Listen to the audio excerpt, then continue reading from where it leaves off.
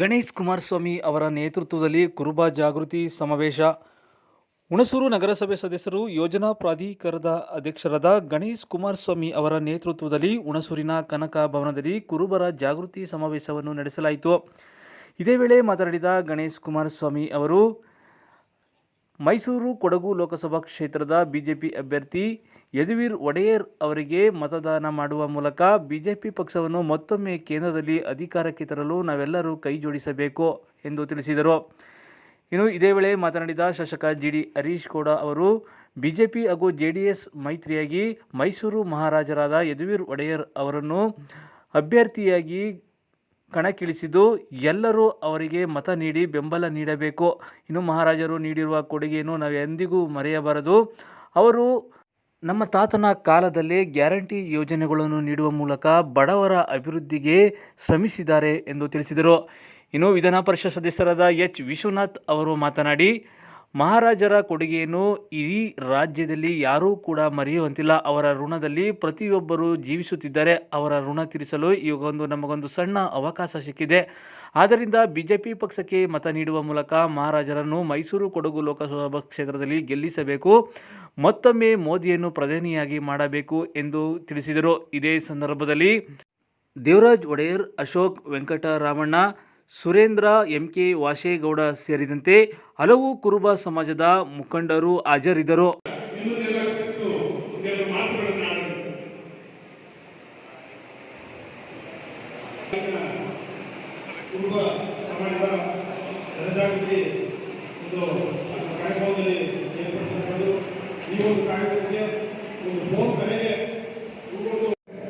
ನಮಗೆ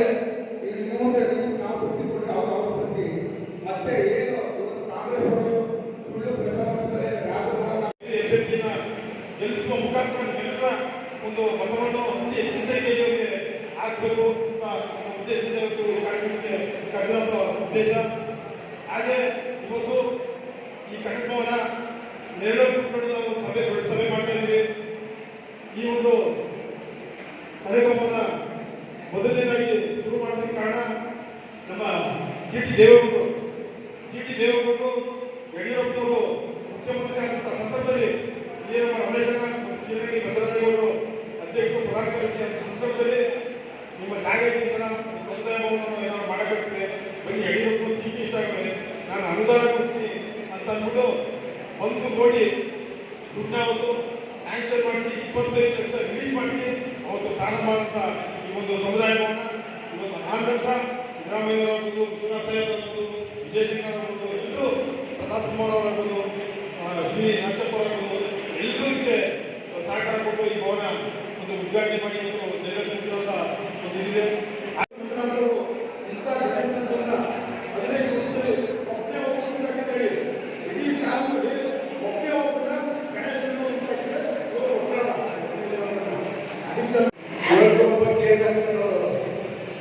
ಎಲ್ಲರೂ ನನಗೆ ಆಶ್ಚರ್ಯ ಆಗುತ್ತದೆ.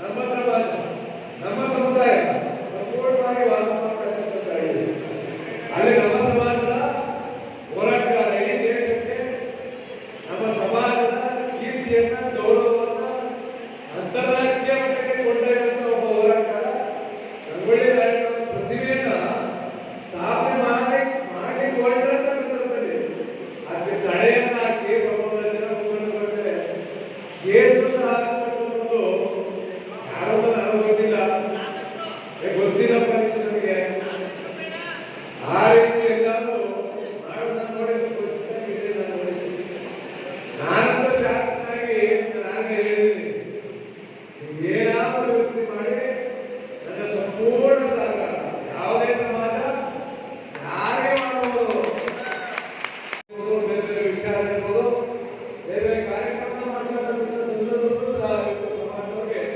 ಸಾಕಷ್ಟು ಅನುಕೂಲ ಆಗಿದೆ. ಅದೇ ರೀತಿಯಲ್ಲಿ ಸಾಕಷ್ಟು ಇವತ್ತು ನಾನೇನು ಆಶೀರ್ವಾದ ಮಾಡಿಸಿದ್ರೆ ಸಮಾಜದಲ್ಲಿ ಜಾಗೃತಿಯನ್ನ ಮೂಡಿಸಬೇಕು. ಸಮಾಜ ಹೇಳ್ತಾರೆ, ದಯಮಾಡಿ ನೀವೆಲ್ಲ ಕೈ ಜೋಡಿಸಿದ್ರೆ ನಮ್ಮ ಮುಸ್ಲಿಂ ತಾಲೂಕಿನಲ್ಲಿ ಹೆಚ್ಚಿನ ಇಟ್ಕೊಳ್ಬಹುದು. ನೀವು ಹೆಚ್ಚಿಗೆ ಇಟ್ಕೊಂಡ್ರೆ ನಾವು ಕೇಂದ್ರ ಸರ್ಕಾರದಿಂದ